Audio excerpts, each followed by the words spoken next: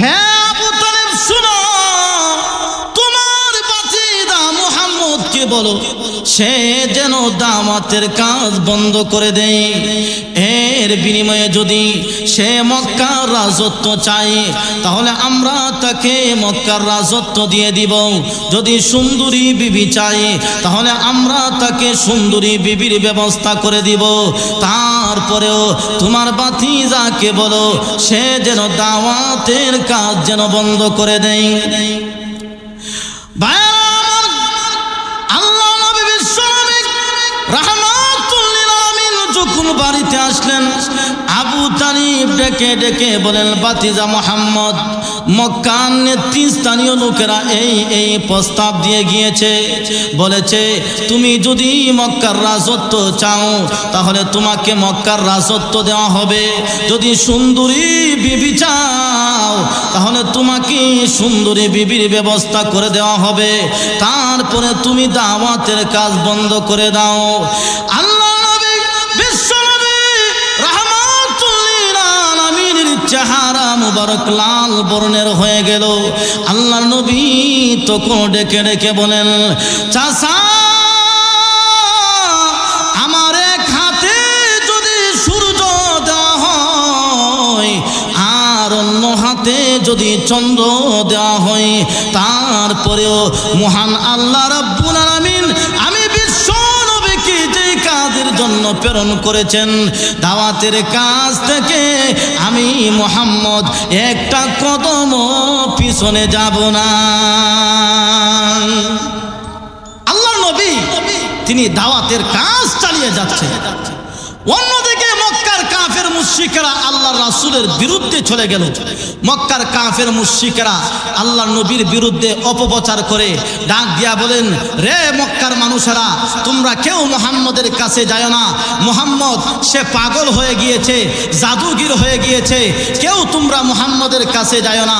মক্কার সাধারণ মানুষেরা চিন্তা করে মুহাম্মদ পাগল হয়ে গিয়েছে, তাহলে এত বড় বড় নেতারা কেন মুহাম্মদের বিরোধিতা করে? তাহলে বোঝা গেল পাগলও ছোট পাগল নয়, অনেক বড় পাগল। চলো গিয়ে পাগলটাকে একটা নজর দেখে আসে। পাগল দেখতে গিয়ে দেখে আল্লাহ নবী বিশ্বনবী রাহমাতুল লিল আলামিনের চেহারা মুবারক এত সুন্দর, আল্লাহর নবীর চেহারার আলোতে কাবা ঘরের দেয়াল পর্যন্ত আলোকিত হয়ে গেছে। লোকেরা বলে, না, এই সুন্দর চেহারার লোক কোনোদিন পাগল হতে পারে না।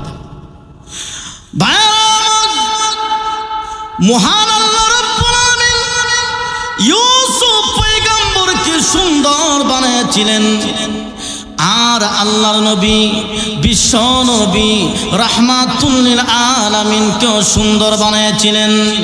ইউসুফ পয়গম্বরের সৌন্দর্য দেখে মিশরের মহিলারা তাদের হাত কেটেছিল, আর আল্লাহর নবী বিশ্ব নবী রাহমাতুল লিল আলামিনের সৌন্দর্য দেখে মদিনার মহিলারা তাদের কলিজা পর্যন্ত কাটায়া দিয়েছেন।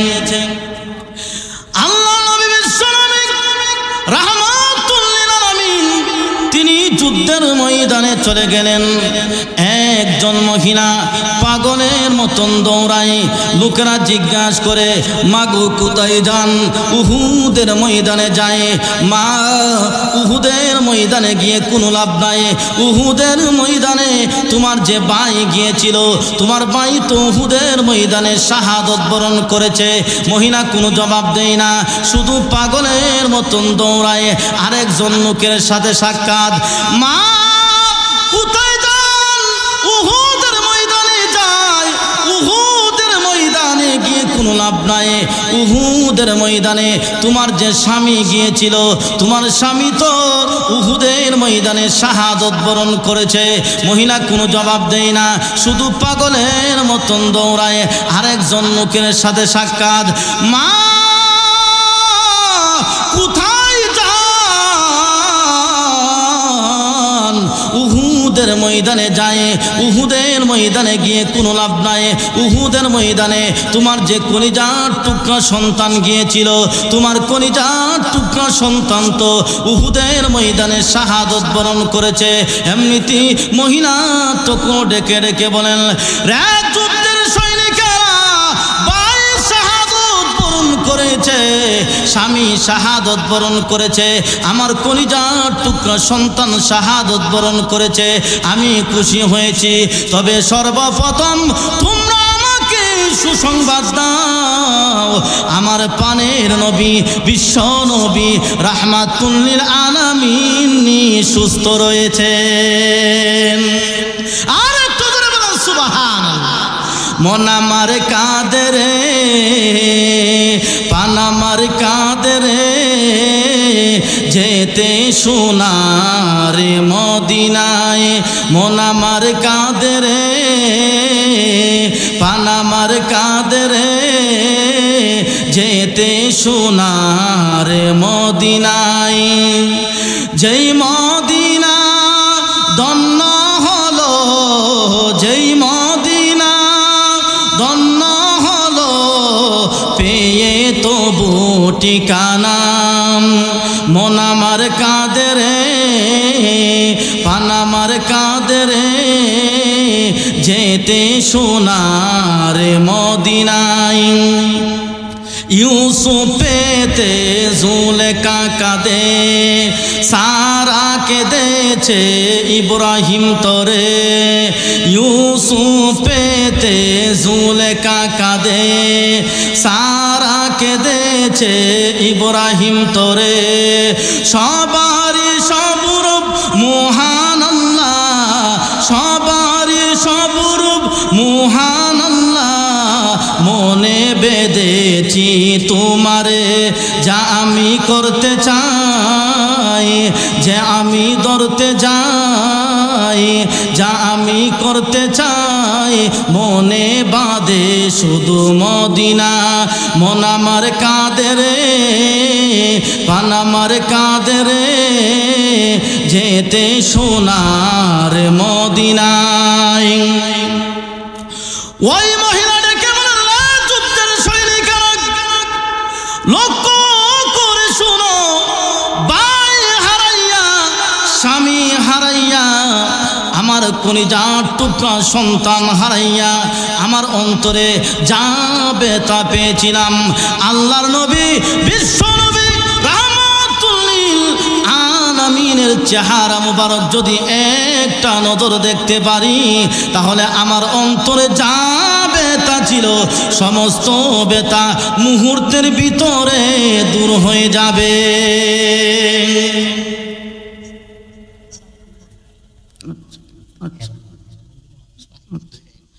নারে তাকবীর, নারে তাকবীর। সালেহ সাহেবের আগমন, সালেহ সাহেবের আগমন হবিগঞ্জের পক্ষ থেকে, হবিগঞ্জের পক্ষ থেকে, সুন্দরপুরের পক্ষ থেকে নারে তাকবীর। সম্মানিত এলাকাবাসী, এখনো যারা এদিক সেদিক ঘোরাফেরা করছেন, আপনারা সকলেই মাহফিলের মধ্যে চলে আসুন। ইনশাআল্লাহ কিছুক্ষণের ভিতরে আমাদের প্রধান মেহমান মুতালিব হোসেন সালেহ সাহেব আপনাদের সম্মুখে বয়ান করবে। এই জন্য সকলকে মাহফিলে আসার জন্য আমি বিশেষভাবে অনুরোধ জানাচ্ছি। ভাইয়ারা, আমার যেই কথা বলতেছিলাম, যেহেতু সুন্দর নবীকে যখন মক্কার কাফের মুশরিকরা পাগল বলে, এই পাগল দেখার জন্য যখন লোকেরা যায়, তখন ডাক দিয়া বলেন, না, এই সুন্দর চেহারার লোক কোনোদিন পাগল হতে পারে। আর নবীজির কুরআন তেলাওয়াত শুনে অটোমেটিকই তারা কালিমা পড়ে মুসলমান হয়ে যায়। জোরে কন্যা সুবহানাল্লাহ। ভাইয়ারা আমার, মহান আল্লাহ রাব্বুল আলামিন ইউসুফ পয়গম্বরকে সুন্দর বানায়াছিলেন, আর কণ্ঠ দিয়েছিলেন দাউদ পয়গম্বরকে। দাউদ পয়গম্বরকে মহান আল্লাহ এত মধুর কণ্ঠ দিয়েছিলেন। দাউদ পয়গম্বর যখন জবুর কিতাব তেলাওয়াত করতেন তখন তার জবান দিয়ে 40 প্রকারের কণ্ঠ বের হয়ে আসত। দাউদ পয়গম্বর যখন জবুর কিতাব তেলাওয়াত করতেন পানির মাছ পর্যন্ত শুকনায় চলে আসতো, উড়ন্ত পাখিগুলো নিচে নামে যাইত। কিন্তু দাউদ পয়গম্বরের কণ্ঠে তেলাওয়াত শুনে একজন বেঈমান কাফেরও কালেমা পড়ে মুসলমান হয়ে নাই। আল্লাহর নবী বিশ্ব নবী রাহমাতুল লিল আলামিনের কণ্ঠে তেলাওয়াত শুনে মক্কার কাফের মুশরিকরা যাকে যাকে মুসলমান হয়ে গিয়েছে। এই অবস্থা যখন মক্কার কাফের মুশরিকরা দেখে, আবু জেহেল উতবা সাইবা বলেন যেইভাবে মুহাম্মদের দলে মুহাম্মদের তেলাওয়াত শুনে মুহাম্মদের দলে চলে যাচ্ছে, এক পর্যায়ে দেখা যাবে আমাদের নেতাগিরি চলে যাবে আর মুহাম্মদের দলে সমস্ত মানুষ চলে যাবে। এই জন্য এখন থেকে সাবধান করা দরকার। এই জন্য আবু জেহেল উতবা সাইবা তারা বিশাল বড় একটা সমাবেশের আয়োজন করে। ওই সমাবেশের মধ্যে আবু জেহেল উতবা সাইবা ঘোষণা করে দিলেন, কেউ তোমরা মুহাম্মদের কণ্ঠে তেলাওয়াত শুনতে পারবা না। যদি মুহাম্মদের কণ্ঠে তেলাওয়াত শুনো তাহলে তোমাদেরকে উপযুক্ত শাস্তি দেওয়া হবে। এই ঘোষণা দিয়ে তারা যখন বাড়িতে চলে গেলেন, তারা নিজেরাও আল্লাহর নবীর কণ্ঠে যদি তেলাওয়াত না শুনে তাদের চোখের মধ্যেও ঘুম আসে। আবু জেহেল এক পাশ থেকে অন্য পাশে চলে যায়। আবু জেহেলের চোখের মধ্যে ঘুম আসে না, উতবার চোখের মধ্যে ঘুম আসে না, সাইবার চোখের মধ্যে ঘুম আসে না। এক পর্যায়ে দেখা গেল আবু জেহেল সে চিন্তা করেন, আমি হলাম মক্কার বড় লিডার, অতএব আমার কথা অমান্য করে কেউ মুহাম্মদের কণ্ঠে তেলাওয়াত শোনার জন্য আজকে যাবে না। আমি একা একা গিয়ে আজকে মুহাম্মদের কণ্ঠে তেলাওয়াত শুনবো। ভাইরা আমার, সাইবা একে চিন্তা করেছেন, উতবা একে চিন্তা করেছেন। আল্লাহর নবী বিশ্ব নবী রাহমাতুল লিল আলামিন যখন তাহাজ্জুদের নামাজের মধ্যে যখন কোরআন তেলাওয়াত আরম্ভ করে দিলেন, আবু জেহেল সে আর ঘরে বসে থাকতে পারল না, উতবাও ঘরে বসে থাকতে পারল না, সাইবাও ঘরে বসে থাকতে পারল না। আল্লাহর নবীর কণ্ঠে তেলাওয়াত শোনার জন্য আল্লাহর নবীর ঘরের কাছাকাছি চলে গেলেন। আল্লাহর নবীর ঘর হলো কেদুর পাতার বেড়া।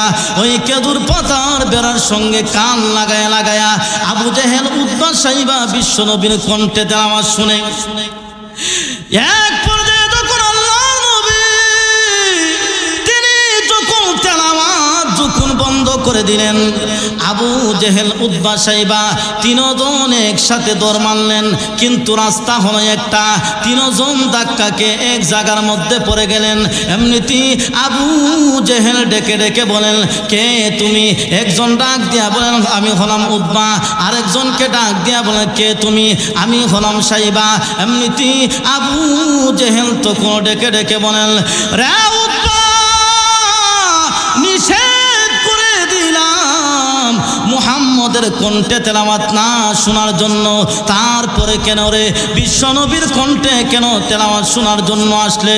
এমনিতেই উতবা তখন ডেকে ডেকে বলেন, রে আবু জেহেল, তুমি কেন আসলে? এর জবাবটা দাও আগে। এমনিতেই আবু জেহেল তখন ডেকে ডেকে বলেন, রে উতবা, যতই নিষেধ করতে পারি বিশ্ব রাহমাতুল লিল আলামিনের কণ্ঠে তেলাওয়াত শুনবো না। কিন্তু আল্লাহর নবী বিশ্ব নবী রাহমাতুল লিল আলামিনের কণ্ঠে তেলাওয়াত না শুনলে আমি আবু জেহেলের চোখের মধ্যে ঘুম আসে না।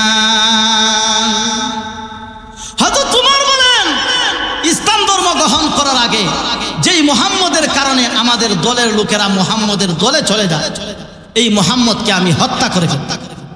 কখন হত্যা করব? দিনের বেলা যদি হত্যা করে লোকেরা বলবে ওমর তো সন্তান, সে দিনে দুপুরে মানুষ খুন করে ফেলে। আমি রাতের বেলা মুহাম্মদকে হত্যা করব, এই চিন্তা করে আল্লাহর নবী বিশ্ব নবী রাহমাতুল লিল আলামিনকে সে ফলো করতেছে। রাহমাতুল লিল আলামিন একদিন তাহাজ্জুদের নামাজের সময় নবীজি হুজ্জা মুবারক থেকে বের হয়ে কাবার চত্বরে দাঁড়ায়া তাহাজ্জুদের নামাজ শুরু করে দিলেন। হযরত উমর বলেন, আমি বিশ্ব নবী রাহমাতুল লিল আলামিনকে দেখে কাবা শরীফের দেয়ালের পিছনে লুকায় গেলাম। এমনিতে কান দিয়ে শুনি আল্লাহ নবী বিশ্ব নবী রাহমাতুল লিল আলামিন মধুর কণ্ঠে কোরআন তেলাওয়াত করে। নবীজির মধুর কণ্ঠে তেলাওয়াত শুনে আমার দিলটা পরিবর্তন হয়ে গেল। তখন আমি মনে মনে চিন্তা করলাম, সমাজের মানুষরা যে বলে মুহাম্মদ একজন বড় মানের কবি, সত্যি তো তাকে কবি মনে হয় না হয় জীবনে কত কবির কবিতা আবৃত্তি করতে শুনেছি, আমার জিন্নিতে কোনোদিন এত সুন্দর কবিতা শুনি নাই। হযরত উমর বলে মুহাম্মদ বড় মানের একজন কবি হবে, যেই মাত্র এই ধারণা করেছে এমনিতে আল্লাহর নবী বিশ্ব নবী রাহমাতুল লিল আলামিন কুরআন তেলাওয়াত আরম্ভ করে দেন। ইন্নাহু লাকাউলু রাসূলিন কারীম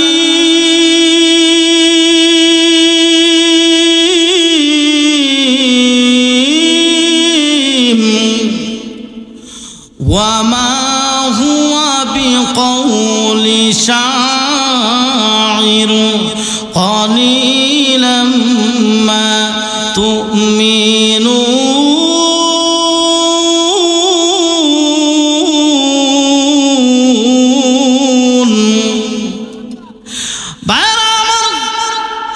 আল্লাহ নবী বিশ্ব নবী রাহমাতুল লিল আলামিন কুরআন তেলাওয়াত করেন। ইন্নাহু লাকাউলু রাসূলিন কারীম, নিশ্চয়ই তিনি যা তেলাওয়াত করেন সম্মানিত রাসূলের কথা। ওয়া মা হুয়া বিকাউলি শাইর, তা দুনিয়ার কোনো কবির কথা নয়। কলিলাম মা তুমিনুন, অল্প মানুষরা তোমরা তা বিশ্বাস করো। হয়তো তোমার বলেন আমি বিশ্ব নবী রাহমাতুল লিল আলামিনকে কাবা শরীফের দেয়ালের পিছনে দাঁড়ায়া মনে মনে কবি ধারণা করেছি, আমি তো ওনার সামনে যাই নাই, তিনিও আমাকে দেখে নাই, আমি যে মনে মনে কবি ধারণা করেছি, তাহলে আমার মনের কথা তিনি কিভাবে বুঝতে পারলেন? তাহলে বুঝেছি তিনি দুনিয়ার কোনো কবি যদি না হয় দুনিয়ার বড় মানের গণক অথবা জ্যোতিষী হবে। না হয় আমার মনের কথা কিভাবে বুঝতে পারলেন? তিনি বড় মানের কোনো গণক হবে। গণক ছিলেন তো আমরা ছোটবেলায় দেখতাম কাদের মধ্যে একটা ব্যাগ ফেলায়া পাড়ায় পাড়ায় ঘুরতো আর মানুষের ভাগ্য গণনা করত। এক এলাকার মধ্যে নাকি এক গণক মহিলাদের ভাগ্য গণনা করার জন্য পাড়ায় পাড়ায় ঘুরে। এক এলাকার মধ্যে বসে মহিলাদের ভাগ্য গণনা করতেছে, মহিলাদেরকে বলতেছে তোমার কপালে এটা আছে, আরেকজনকে বলতেছে তোমার কপালে সেটা আছে। এমনিতেই তাবলিগে 3 চিল্লা লাগাই আইছে। এমন একজন মুরব্বী যখন দেখতেছে তখন মুরব্বী বাহির থেকে খেয়াল করতেছে, তাকে ফলো করতেছে গণক মহিলাদেরকে কি বুঝাইতেছে। এমনিতেই মুরব্বী গিয়া ওই গণকের কাছে গিয়ে ডাক দিয়া বলে, ভাই বলেন তো দেখি আমার কপালে কি আছে। এমনিতে গণক ডাক দিয়া বলেন, মুরব্বী আপনার কপালে তো বিশাল বড় একটা দুর্ঘটনা আছে। আচ্ছা তাহলে এই দুর্ঘটনা থেকে বাঁচতে হলে কি করতে হবে? আমার দরবারে বিশাল বড় একটা গরু দিতে হবে। এমনিতেই মুরব্বীর পায়ের মধ্যে ছিল জুতা, এই জুতা খুললা গণকের গালের মধ্যে টাস টাস করে দুইটা মারছে। গণক ডাক দিয়া বলে, আরে ভাই এটা কি করলেন? এমনিতেই মুরব্বী ডাক দিয়া বলেন, আরে মারায়েন না, আমার কপালে দুর্ঘটনা আছে তুমি বলতে পারলা, আর তোমার কপালে যে আজকে জুতার বাড়ি আছে এটা কি তুমি সকালবেলা বুঝা বাইরেছ না? তাহলে এই কাজ কোনোদিন করা যাবে না। গণনা করা এটা হলো কুফরি। কুফরি কাজ যদি কোনো ব্যক্তি করে তাহলে 40 দিনের ইবাদত মহান আল্লাহর দরবারে কবুল করা হয় না। হয়তো তুমর বলেন, মুহাম্মদ আমার মনের কথা কিভাবে বুঝতে পারলেন? তাহলে বুঝেছি মুহাম্মদ বড় মানের কোনো গণক হবে। যেই মাত্র এই ধারণা করেছে এমনিতে আল্লাহ রাসূল আবার তেলাওয়াত করতে আরম্ভ করে দিল। ওয়ামা হুয়া বিকাউলি কাহিন قليلا ما تذكرون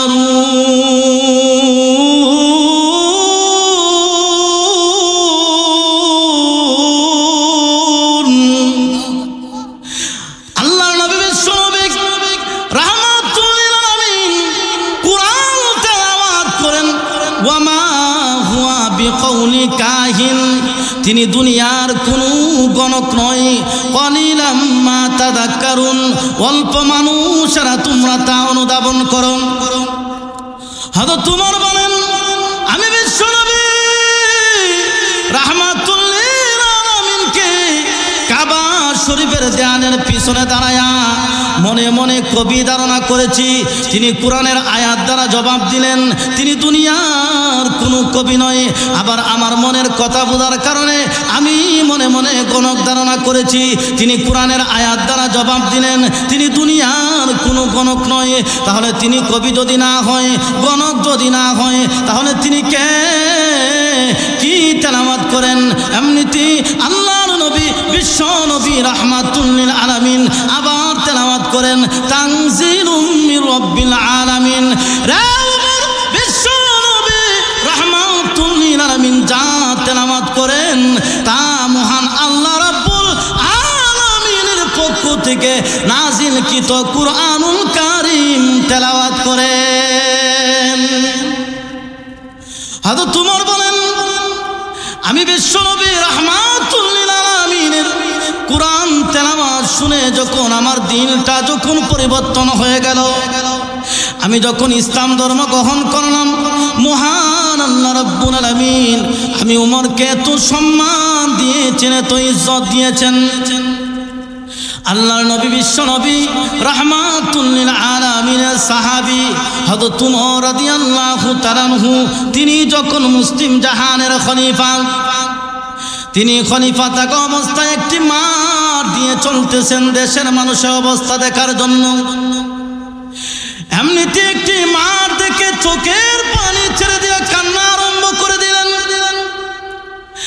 অন্য অন্য সাহাবীরা হযরত উমর রাদিয়াল্লাহু তাআলা আনহুকে ডেকে ডেকে বলেন, ওগো মুসলিম জাহানের খলিফা, এই মাঠটি দেখে আপনি কেন চোখের পানি ছেড়ে দিয়া কান্না আরম্ভ করে দিলেন? এমনিতে উমর রাদিয়াল্লাহু তাআলা আনহু তখন ডেকে ডেকে বলেন, রে সাহাবীরা শুনো, এমন একটি সময় ছিল আমি উমরের কোনো সম্মান ছিল না, কোনো মর্যাদা ছিল না।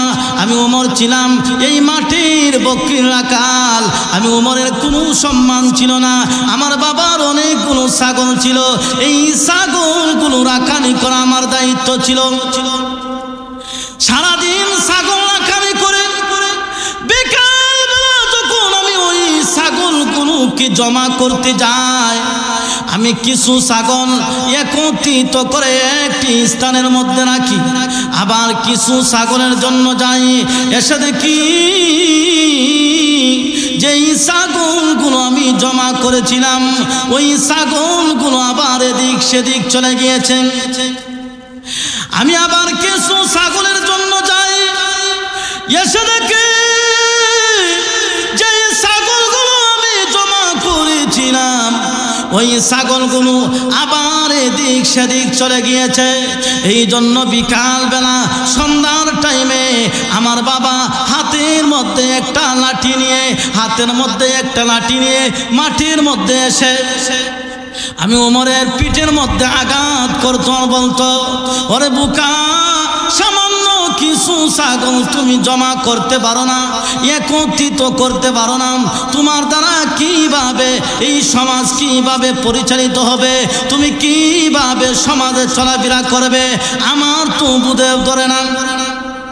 হযরত উমর ডেকে বলেন, সাহাবীরা শুনো, ছিলাম এই মাঠের বকরির রাখাল, আমি উমরের কোনো সম্মান ছিল না, কোনো ইজ্জত ছিল না, কিন্তু ইসলাম ধর্ম গ্রহণ করার পরে, কুরআন অনুযায়ী আমার জীবনটাকে পরিচালনা করার পরে মহান আল্লাহ রাব্বুল আলামিন আমি উমরকে এত সম্মান দিয়েছেন, এত ইজ্জত দিয়েছেন, আজ উমরের আঙ্গুলের ইশারায় অর্ধটা পৃথিবী পরিচালিত হয়। তাহলে এই কোরআনের সাথে যারই সম্পর্ক হবে তারই মর্যাদা মহান আল্লাহ পাক রব্বুল আলামিন বাড়ায়। এই কোরআনের সাথে যারই সম্পর্ক হয়েছে তারই মর্যাদা আল্লাহ বাড়ায় দিয়েছে। মনে করেন আপনি একটি পাঞ্জাবি বানাইলেন, 500 টাকা গজের কাপড় দিয়া, আর আল্লাহর কোরআনের একটি গিলাফ বানাইলেন সামান্য 20 টাকা গজের কাপড় দিয়া। অজান্তে যদি কোনোদিন পা লেগে যায় ওই গিলাফের মধ্যে, তাহলে দেখা যায় ওই গিলাফটাকে আপনি চুমু খান, হাতে নিয়ে চুমু খান, আর ডাক দিয়া বলেন, রে গিলাফ, তোমার কাপড়ের মূল্য সাধারণ কাপড়ের মূল্য নয়। কারণ হলো তোমার সম্পর্ক আল্লাহর কোরআনের সাথে হয়ে গিয়েছে। আল্লাহর কোরআনের সাথে সম্পর্ক হওয়ার কারণে 20 টাকা গজের কাপড়ের মূল্য আল্লাহ বাড়ায়। ভাইরা আমার, শুধু তাই নয়, আপনি একটি সুবা বানাইলেন সেগুন গাছের কাঠ দিয়া, আর আল্লাহর কোরআনের একটি রিয়াল বানাইলেন সামান্য মেরা গাছের কাঠ দিয়া। উপর থেকে যদি একটি জিনিস নামানোর প্রয়োজন হয়, আপনি লাফ দিয়ে উপরে উঠে যান আর ওই জিনিসটা নামায় নিয়ে আসেন।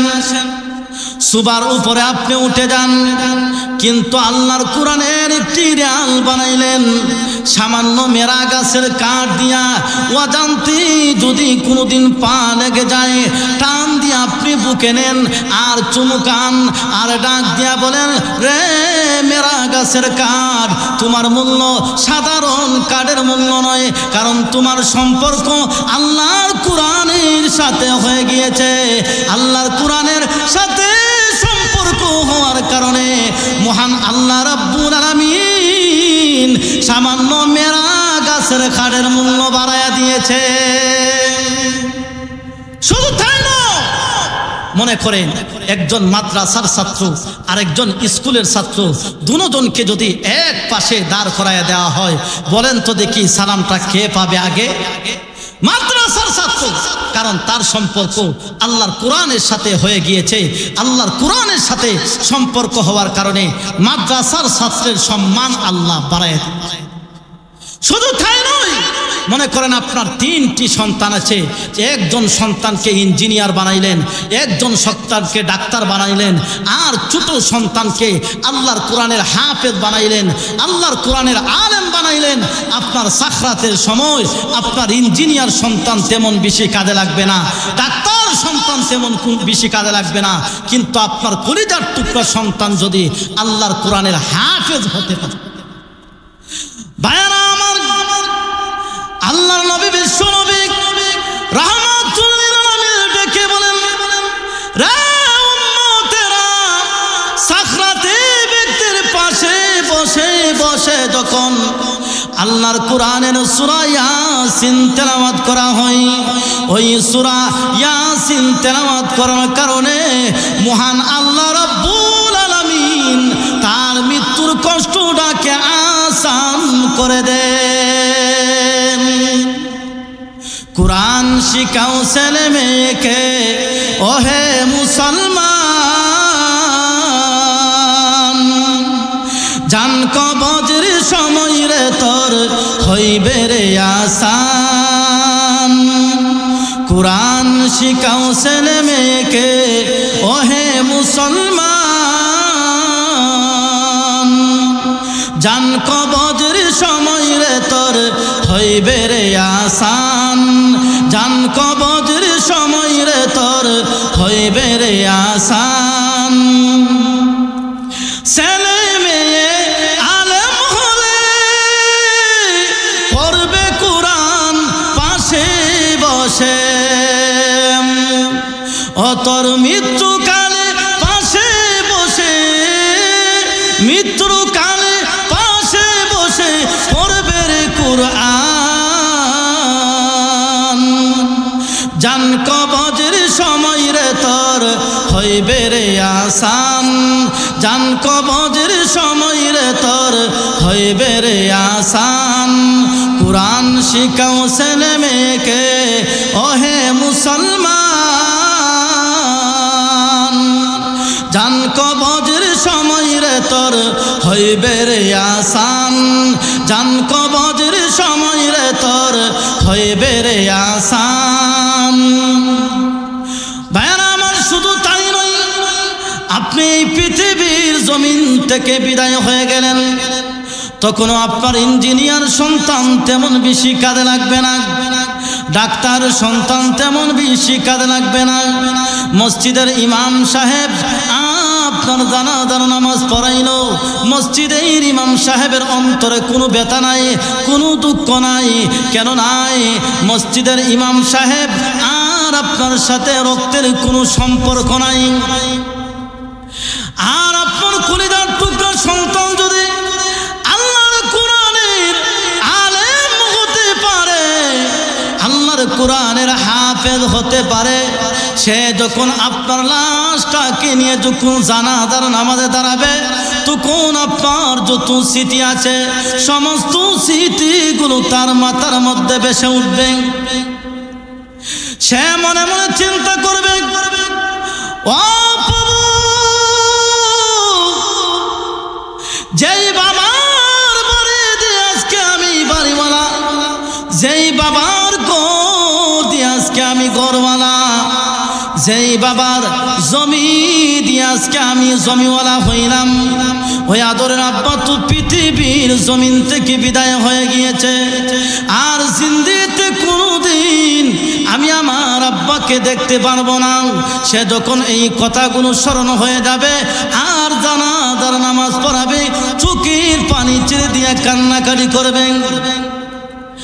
আর সে মালিক মহান আল্লাহ রাব্বুল আলামিন ফেরেশতাদেরকে ডেকে ডেকে বলেন, ফেরেশতারা রে, আমার বান্দা কেন রে জানাজার নামাজে দাঁড়াইয়া কেন রে চোখের পানি ছেড়ে দিয়া কান্নাকাটি করে? এমনিতেই ফেরেশতারা ডাক দিয়া বলে, প্রভু গো, জীবিত ব্যক্তির রক্ত মৃত ব্যক্তির শরীরে আল্লাহ রক্তের সম্পর্ক থাকার কারণে তার বাবার মহব্বতে, মায়ের মহব্বতে চোখের পানি ছেড়ে দিয়া কান্নাকাটি করে। এমনিতেই মনে হয় আমার আল্লাহ তোকে ডেকে ডেকে বলেন, রে ফেরেশতারা, সাক্ষী থাকো, আমার যেই বান্দা জানাজার নামাজে দাঁড়াইয়া চোখের পানি ছেড়ে দিয়া কান্নাকাটি করলো, আমি আল্লাহ ঘোষণা দিলাম, আমার বান্দা সালাম ফিরানোর আগে আগে তার বাবা মায়ের জিন্দেগির গুনাহ খাতা মাফ করে দিলাম। তাহলে নিজের সন্তানকে যদি আলেম বানাইতে পারে, তাহলে এই সন্তান দুনিয়াতেও কাজে লাগবে, আখিরাতেও কাজে লাগবে। ভাইয়েরা আমার, মহান আল্লাহ পাক রব্বুল আলামিন আমাদেরকে কোরআন দিয়েছেন। এই কোরআন হলো আমাদের কাছে আমানত রেখেছে। কিভাবে? কিয়ামতের কঠিন ময়দানে মহান আল্লাহ পাক রব্বুল আলামিন লৌহে মাহফুজকে ডেকে ডেকে বলবেন, রে লৌহে মাহফুজ, তোমার কাছে যে আমার কোরআন যে আমানত রেখেছিলাম, আমার কোরআনের কি জিম্মাদারি আদায় করেছো? আমার কোরআনকে আমার কাছে ফিরাইছে। লৌহে মাহফুজ তখন ডেকে ডেকে বলবে, প্রভু গো, আমার কাছে তো রাখি নাই, আমার কাছ থেকে না জিব্রাইল না নিয়ে গেল। জিব্রাইল আলাইহিস সালাতু ওয়াস সালামকে ডাক দিবে, রে জিব্রাইল, লৌহে মাহফুজ থেকে কোরআন নিয়ে আমার কোরআন তুমি কোথায় রেখে দিয়েছো? এমনিতেই জিব্রাইল আলাইহিস সালাতু ওয়াস সালাম ডেকে বলবেন, ও প্রভু, লৌহে মাহফুজ থেকে কোরআন নিয়ে তোমার হাবিব বিশ্ব নবী রাহমাতুল লিল আলামিনের সিনা মুবারকের মধ্যে আমানত রেখে দিন। এমনিতে আল্লাহর নবী বিশ্ব নবী রাহমাতুল লিল আলামিনকে ডেকে ডেকে বলবেন, হাবিব, জিব্রাইল যে আপনার কাছে কোরআন যে আমানত রেখেছিল, আমার কোরআনের কি জিম্মাদারি আদায় করেছো? আমার কোরআনকে আমার হাতে ফিরিয়ে দাও। এমনিতে আল্লাহর নবী বিশ্ব নবী রাহমাতুল লিল আলামিন তখন ডেকে ডেকে বলবে, প্রভু গো, আমার কাছে কোরআন রাখি নাই, আল্লাহ লক্ষ উম্মতদেরকে বিদায় হজ্জের ভাষণ দিয়ে আমার উম্মতের কাছে কোরআনকে আমানত রেখে দিয়েছি। এমনিতে আল্লাহ তখন উম্মতে মুহাম্মদীদেরকে ডাকে, উম্মতে মুহাম্মদী কোথায়? উম্মতে মুহাম্মদী বলবে, জি আল্লাহ, আসামির লাইনে দাঁড়ায় যাও, তোমাদের কাছে যে আমার বন্ধু যে কোরআন যে আমানত রেখেছিল, আমার কোরআনের কি জিম্মাদারি আদায় করেছো? আমার কোরআনকে তোমরা ফিরাইয়া দাও। এমনিতে উম্মতে মুহাম্মদী আসামির লাইনের মধ্যে দাঁড়ায়। এই অবস্থা যখন আল্লাহর নবী বিশ্ব নবী রাহমাতুল লিল আলামিন দেখবেন, তখন নবীজি তখন আল্লাহকে ডাক দিয়া বলবেন, প্রভু আমার উম্মতকে জিজ্ঞাসা করার আগে আল্লাহ আমাকে একটি সুযোগ দাও। আল্লাহ তখন ডেকে ডেকে বলবে, সুযোগ দিলে কি করবেন? আল্লাহ আমি আদম পয়গম্বরের কাছে যাব, জান সুযোগ দিলাম। এমনিতে আল্লাহর নবী বিশ্ব নবী রাহমাতুল লিল আলামিন আদম পয়গম্বরের কাছে গিয়ে ডেকে ডেকে বলবেন, ওগো আদম পয়গম্বর,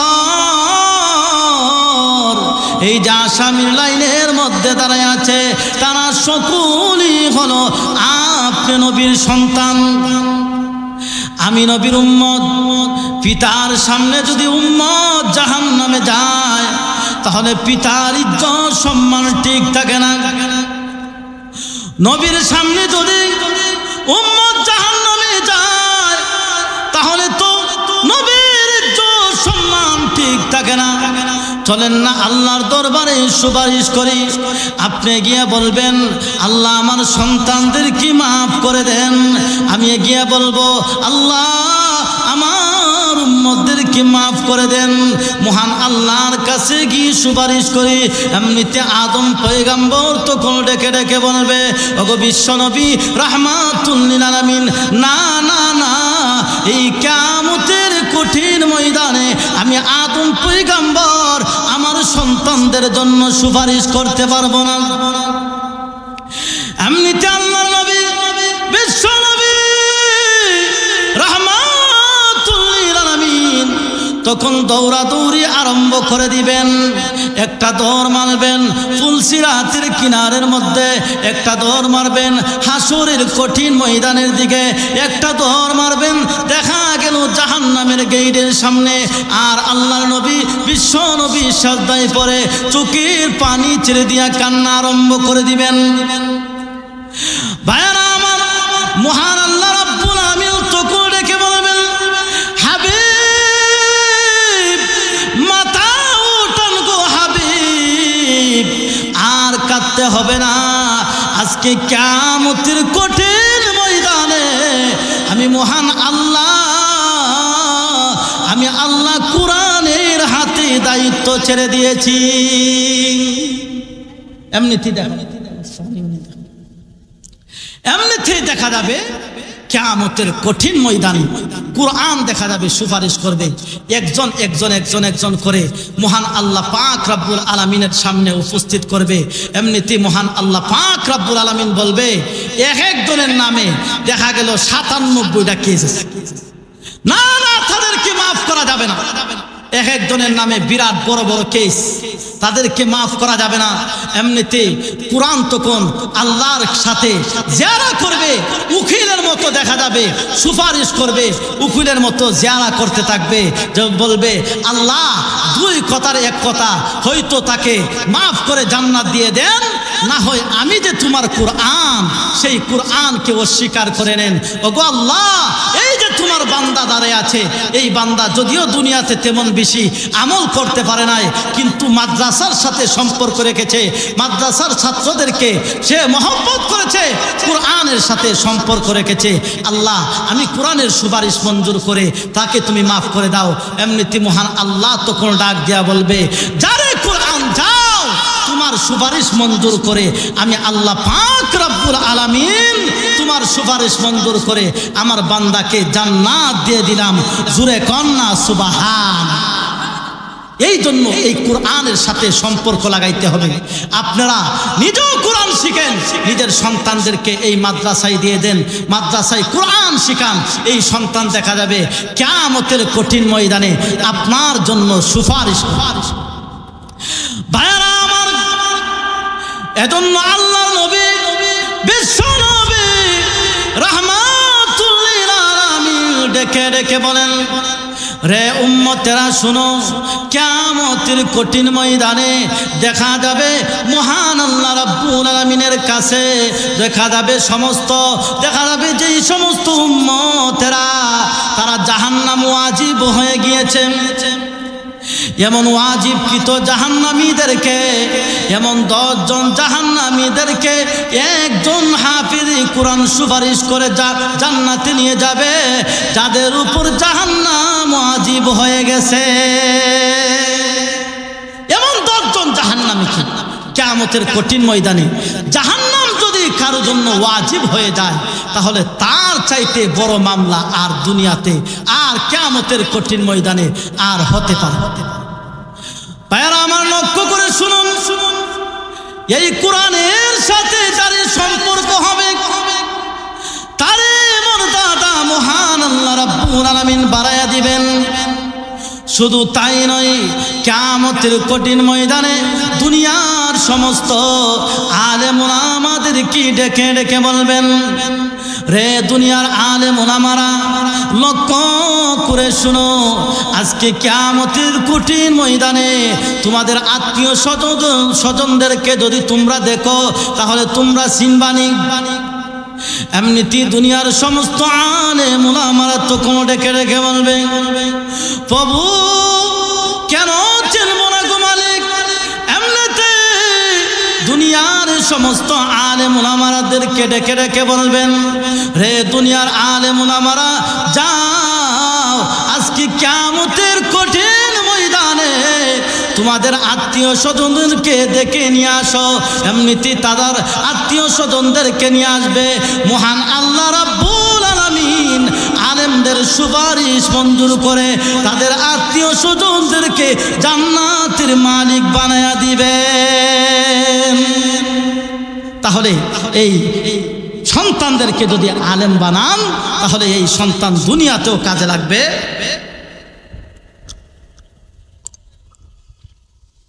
আখিরাতেও কাজে। এই জন্য সন্তানদেরকে কোরআনের সাথে সম্পর্ক লাগে। নিজেরাও আপনারা কোরআন তেলাওয়াত করে এই কোরআনের সাথে যদি সম্পর্ক লাগাইতে পারেন, দেখা যাবে কিয়ামতের কঠিন ময়দানে মহান আল্লাহ পাক রব্বুল আলামিন এই কোরআন সুপারিশ করে আপনাদেরকে জান্নাতের মালিক বানাবে। এই জন্য আপনারা যারা কোরআন পড়তে পারেন না, আপনারা বেশি বেশি করে আপনারা সূরাতুল ইখলাস, একটি আমল আপনাদেরকে বলে যায়, সূরাতুল ইখলাস বেশি বেশি আপনারা তেলাওয়াত। আল্লাহর নবী বিশ্ব নবী রাহমাতুল লিল আলামিন একদিন সাহাবায়ে কেরামদেরকে ডেকে ডেকে বলেন, সাহাবীরা রে, তোমরা সকলে জমা হয়ে যাও, একত্রিত হয়ে যাও, আমি নবী তোমাদেরকে কোরআনের 3 ভাগের 1 ভাগ তেলাওয়াত করে শোনাবো। সাহাবায়ে কেরাম সকলে জমা হয়ে গেলেন, একত্রিত হয়ে গেলেন, কারণ আল্লাহর নবী বিশ্ব নবীর কণ্ঠে তেলাওয়াত শোনার জন্য সকলেই পাগল ছিল। সাহাবায়ে কেরাম বলেন, আজকে আমরা কিয়ামতের আজকে দেখা গেল বিশ্ব নবীর কণ্ঠে তেলাওয়াত শুনবো। এমনিতেই দেখা গেল সাহাবায়ে কেরাম সকলেই জমা হয়ে গেলেন। কিছুক্ষণ পরে আল্লাহ নবী বিশ্ব নবী রাহমাতুল লিল আলামিন বের হয়ে সাহাবায়ে কেরামদের সামনে সূরাতুল ইখলাস কুল হুয়াল্লাহু সূরা একবার তেলাওয়াত করে চলে গেলেন। সাহাবায়ে কেরাম বলতে লাগলেন, আল্লাহ নবী বলেছেন যে আমাদেরকে কোরআনের 3 ভাগের 1 ভাগ তেলাওয়াত করে শোনাবে, কিন্তু দেখা গেল নবীজি সূরাতুল ইখলাস কুল হুয়াল্লাহু সূরা একবার তেলাওয়াত করে চলে গেল। সাহাবায়ে কেরাম তারা বলা বলি আরম্ভ করে। কিছুক্ষণ পরে আল্লাহর নবী বিশ্ব নবী রাহমাতুল লিল আলামিন সাহাবীদের কাছে এসে ডেকে ডেকে বলেন, সাহাবীরা রে, সূরাতুল ইখলাস কুল হুয়াল্লাহু সূরা যদি কোনো ব্যক্তি একবার তেলাওয়াত করে, মহান আল্লাহ রাব্বুল আলামিন ওই ব্যক্তির আমলনামায় 10 পারা কোরআন তেলাওয়াতের সওয়াব লিখে দেন। আর কোন ব্যক্তি যদি সূরাতুল ইখলাস কুল হুয়াল্লাহু সূরা কোনো ব্যক্তি যদি 3 বার তেলাওয়াত করতে পারে, মহান আল্লাহ রাব্বুল আলামিন তার আমলনামার মধ্যে 1 খতম কোরআন শরীফের সওয়াব লিখে দেন। ভাইরা আমার, শুধু তাই নয়, এই সূরাতুল ইখলাস যদি কোনো ব্যক্তি যদি 10 বার তেলাওয়াত করতে পারে, মহান আল্লাহ পাক রব্বুল আলামিন তার জন্য জান্নাতের মধ্যে একটি বাড়ি বানায়া দেন।